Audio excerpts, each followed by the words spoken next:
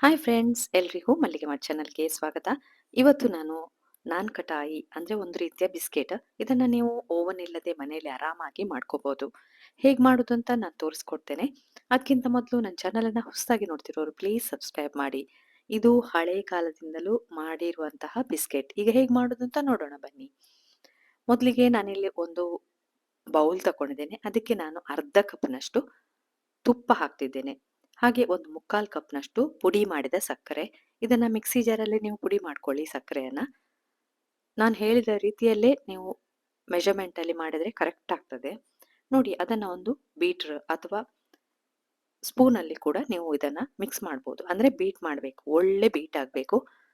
ತುಪ್ಪ ಮತ್ತು ಸಕ್ಕರೆ ಬೀಟ್ ಆಗಿ ಕಲರ್ ಚೇಂಜ್ ಆಗಬೇಕು, ಫ್ಲಫಿಯಾಗಿ ಆಗಬೇಕು. ಅಲ್ಲಿವರೆಗೆ ಇದನ್ನ ಬೀಟ್ ಮಾಡ್ಕೊಳ್ಳಿ. ನೋಡಿ ನಾನು ಯಾವ ರೀತಿ ಬೀಟ್ ಮಾಡ್ಕೊಂಡಿದ್ದೇನೆ. ಕ್ವಾಂಟಿಟಿ ಕೂಡ ಜಾಸ್ತಿ ಆಯಿತು. ಅಂದರೆ ಫ್ಲಫಿ ಆಗುವಾಗ ತುಂಬ ಆಗ್ತದೆ. ಇಷ್ಟು ವೈಟ್ ಆಗಿ ಬರಬೇಕು. ತುಂಬ ಸುಲಭ ಮಾಡಲಿಕ್ಕೆ. ಮತ್ತೆ ನೋಡಿ, ಇದಕ್ಕೆ ನಾನು ಒಂದು ಸ್ಟೇನರ್ ಇಟ್ಕೊಂಡಿದ್ದೇನೆ. ಇಟ್ಕೊಳ್ಬೇಕಂತಿಲ್ಲ, ಎಲ್ಲ ಮಿಕ್ಸ್ ಆಗ್ತದೆ ನೋಡಿ, ಅದಕ್ಕೆ ಇಟ್ಕೊಂಡಿದ್ದೇನೆ. ಒಂದು ಕಪ್ನಷ್ಟು ಮೈದಾ ಹಿಟ್ಟನ್ನು ತಗೊಂಡಿದ್ದೇನೆ. ಹಾಗೆ ಒಂದು 2 ಸ್ಪೂನಷ್ಟು ಕಡಲೆ ಹಿಟ್ಟು ಕೂಡ ಹಾಕೊಳ್ಳಿ. ಹಾಗೆ 2 ಸ್ಪೂನಷ್ಟು ಸೂಜಿ ರವೆ, ನೀವು ಉಪ್ಪಿಟ್ಟು ಮಾಡ್ತೀರಿ ನೋಡಿ, ಅದು ಸೂಜಿ ರವೆಯನ್ನು ಹಾಕೊಳ್ಳಿ. ನಂತರ ಇದಕ್ಕೆ ನಾನು ಒಂದು ಅರ್ಧ ಸ್ಪೂನಷ್ಟು ಬೇಕಿಂಗ್ ಪೌಡರ್ ಹಾಕ್ತಾ ಇದ್ದೇನೆ. ಅಡಿಗೆ ಸೋಡಾ ಅಲ್ಲ, ಬೇಕಿಂಗ್ ಪೌಡರ್ ಹಾಕಿ ಇದನ್ನ ಜರಡಿ ಹಿಡ್ಕೊಳ್ಳಿ. ಜರಡಿ ಹಿಡ್ಕೊಳ್ಬೇಕಂತಿಲ್ಲ, ನಾನಿಲ್ಲಿ ನಿಮಗೆ ಒಳ್ಳೆ ಮಿಕ್ಸ್ ಆಗ್ತದೆ ನೋಡಿ, ಅದಕ್ಕೆ ಮಾತ್ರ ನಾನು ಜರಡಿ ಹಿಡ್ದದನ್ನ ತೋರಿಸ್ತಾ ಇದ್ದೇನೆ. ನೀವು ಹಾಗೆ ಅದಕ್ಕೆ ಬೌಲಿಗೆನೆ ಎಲ್ಲವನ್ನ ಹಾಕೋಬಹುದು, ಏನು ತೊಂದರೆ ಇಲ್ಲ. ಎಲ್ಲ ಜರಡಿ ಹಿಡ್ಕೊಂಡಾಗಿದೆ. ಈಗ ಇದಕ್ಕೆ ನಾನು ಏಲಕ್ಕಿ ಪುಡಿ ಸ್ವಲ್ಪ ಹಾಕ್ತಾ ಇದ್ದೇನೆ, ಬೇಕಾದ್ರೆ ಹಾಕೊಳ್ಳಿ. ಒಳ್ಳೆ ಪರಿಮಳ ಬರ್ತದೆ ಅಂತ ಹಾಕ್ತಾ ಇದ್ದೇನೆ. ಎಲ್ಲವನ್ನ ಮಿಕ್ಸ್ ಮಾಡ್ಕೊಳ್ಬೇಕು. ನೀವು ಚಪಾತಿ ಹಿಟ್ಟನ್ನ ಯಾವ ರೀತಿ ಮಿಕ್ಸ್ ಮಾಡ್ತೀರಿ ಅದೇ ರೀತಿ, ನೀರೇನು ಸೇರಿಸ್ಕೊಳ್ಬೇಡಿ. ಖಾಲಿ ತುಪ್ಪದಲ್ಲೇ ಎಲ್ಲ ಪುಡಿಯನ್ನ ಮಿಕ್ಸ್ ಮಾಡ್ಕೊಳ್ಬೇಕು. ಮಿಕ್ಸ್ ಆಗ್ತದೆ. ನಾನು ಹೇಳಿದ ರೀತಿ ಕ್ವಾಂಟಿಟಿಯಲ್ಲಿ ನೀವು ಸಾಮಾನು ತಗೊಂಡಿದ್ರೆ, ವಸ್ತುಗಳನ್ನ ತಗೊಂಡಿದ್ರೆ ಮಿಕ್ಸ್ ಆಗ್ತದೆ. ನೋಡಿ, ಇಲ್ಲಿ ನಾನೀಗ ಎಲ್ಲವನ್ನ ಮಿಕ್ಸ್ ಮಾಡ್ತೇನೆ. ನೋಡಿ ಎಷ್ಟು ಚೆನ್ನಾಗಿ ಮಿಕ್ಸ್ ಆಗಿದೆಲ್ಲ. ಒಂದು ವೇಳೆ ನಿಮ್ಗೆ ಆಗ್ಲಿಲ್ಲ, ಗಟ್ಟಿ ಗಟ್ಟಿ ಆಯ್ತು ಹೇಳಿದ್ರೆ 1 ಸ್ಪೂನ್ ಅಷ್ಟು ಹಾಲನ್ನು ಕೂಡ ಇದಕ್ಕೆ ಸೇರಿಸ್ಕೋಬಹುದು. ಈಗ ನಾನು ನೋಡಿ ಅದನ್ನ ಉಂಡೆ ಕಟ್ಲಿಕ್ಕೆ ಆಗ್ತದಾ ಅಂತ ನೋಡ್ತಾ ಇದ್ದೇನೆ. ನೋಡಿ, ಆಗ್ತದೆ. ಒಂದು ವೇಳೆ ನಿಮ್ಗೆ ಉಂಡೆ ಕಟ್ಲಿಕ್ಕೆ ಆಗ್ಲಿಲ್ಲ, ಹುಡಿ ಹುಡಿ ಆಗ್ತದೆ ಅಂತ ಹೇಳಿದ್ರೆ 1-2 ಸ್ಪೂನ್ ಅಷ್ಟು ಹಾಲನ್ನ ಸೇರಿಸ್ಕೋಬಹುದು. ಹಾಲನ್ನು ಸೇರಿಸಿ ಮಿಕ್ಸ್ ಮಾಡ್ಕೋಬಹುದು. ನೋಡಿ, ಆಗ್ತಾ ಇದೆ. ಹದ ಕೂಡ ಸರಿಯಾಗಿದೆ. ಇದನ್ನೀಗ ನಾನೊಂದು ಪ್ಲೇಟಲ್ಲಿ ಇಡ್ತೇನೆ.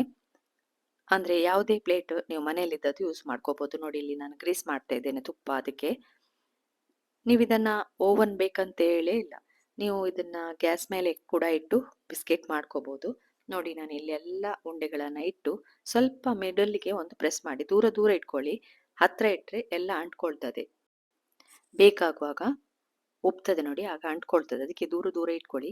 ಈಗ ನಾನು ಅದರ ಮಿಡ್ಲಲ್ಲಿ ನಾನು ಪಂಪ್ಕಿನ್ ಸೀಡ್ಸ್ ಮತ್ತೆ ಬಾದಾಮ್ ಚೂರನ್ನ ಇಡ್ತೇನೆ. ನೀವು ಬೇರೆ ಏನಾದರೂ ಹಣ್ಣುಗಳನ್ನ ಇಡೋದಾದ್ರೆ ಇಡ್ಬೋದು, ಅಥವಾ ಬಾದಾಮನ್ನೇ ಇಟ್ಕೋಬಹುದು. ಎಲ್ಲ ಇಟ್ಕೊಂಡಾಗಿದೆ ನೋಡಿ.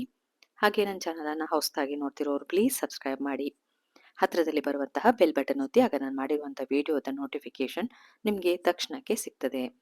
ಅಂದರೆ ನಾನು ವಿಡಿಯೋ ಹಾಕಿದರೆ ನಿಮಗೆ ಆಗನೇ ನೋಡಲಿಕ್ಕೆ ಸಹಾಯ ಆಗ್ತದೆ. ನೋಡಿ, ಎಲ್ಲದಕ್ಕೆ ನಾನು ಪಂಪ್ಕಿನ್ ಸೀಡ್ಸ್ ಮತ್ತು ಬಾದಾಮ್ ಚೂರುಗಳನ್ನು ಇಟ್ಟು ಈಗ ಇದನ್ನ ಬೇಕ್ ಮಾಡ್ಕೊಳ್ಬೇಕು. ನೋಡಿ, ಒಂದು ಇಲ್ಲಿ ಕಡಾಯಿ ಇಟ್ಕೊಂಡಿದ್ದೇನೆ. ಅದಕ್ಕೆ ಸ್ವಲ್ಪ ಉಪ್ಪನ್ನು ಹಾಕಿ ಸ್ಟ್ಯಾಂಡ್ ಇಟ್ಟಿದ್ದೇನೆ ಮೇಲೆ. ಅದರ ಮೇಲ್ಗಡೆ ನೀವು ಈಗ ಈ ಪ್ಲೇಟನ್ನು ಇಟ್ಕೊಳ್ಬೇಕು. ನಂತರ ಇದಕ್ಕೆ ಏನಾದರೂ ಮುಚ್ಚಳವನ್ನು ಮುಚ್ಕೋಬೇಕು. ಅಂದರೆ ಗಾಳಿ ಹೊರಗಡೆ ಹೋಗಬಾರ್ದು, ಆ ಥರ ಇದನ್ನು ಮುಚ್ಚಿ ಇಟ್ಕೊಳ್ಳಿ. ನಂತರ ನೋಡಿ, ಒಂದು 10 ನಿಮಿಷ ಬಿಟ್ಟು ಯಾವ ಥರ ಆಗಿದೆ ಅಂತ ನೋಡಿ. ಎಷ್ಟು ಉಬ್ಕೊಂಡಿದೆ, ಅಗಲ ಅಗಲ ಬಿಸ್ಕೆಟ್ ಥರನೇ ಆಗಿದೆ. ಇನ್ನು ಸ್ವಲ್ಪ ಬೇಕಾಗಲಿ. ಇದನ್ನ ನೀವು ಓವನ್ ಅಲ್ಲಿ ಕೂಡ ಮಾಡ್ಕೋಬಹುದು. ನೋಡಿ, ಅದನ್ನ ಬಿಸಿ ಇರುವಾಗ ಮುಟ್ಬೇಡಿ. ತಣ್ಣಗೆ ಆದ್ಮೇಲೆ ನೋಡಿ ಹಿಂದ್ಗಡೆ ಎಲ್ಲ ಯಾವ ರೀತಿ ಬೇಕಾಗಿದೆ. ನೀವು ಬೇಕರಿಯಲ್ಲಿ ಯಾವ ತರ ಬಿಸ್ಕಿಟ್ ತರ್ತೀರಿ ನೋಡಿ, ಅದೇ ತರ ಆಗ್ತದೆ. ಆ ಟೇಸ್ಟ್ ಕೂಡ ಸೇಮ್ ಟು ಸೇಮ್. ಈಗ ಇದನ್ನ ನಾನು ಸರ್ವಿಂಗ್ ಪ್ಲೇಟ್ಗೆ ಹಾಕಿ ಸರ್ವ್ ಮಾಡ್ತೇನೆ. ನೋಡಿ ಯಾವ ರೀತಿಯಲ್ಲಿ ಬಿಸ್ಕಿಟ್ ಮನೆಯಲ್ಲೇ ದಿಢೀರ್ ಅಂತ ತಯಾರು ಮಾಡ್ಕೋಬಹುದು ಅಲ್ವಾ.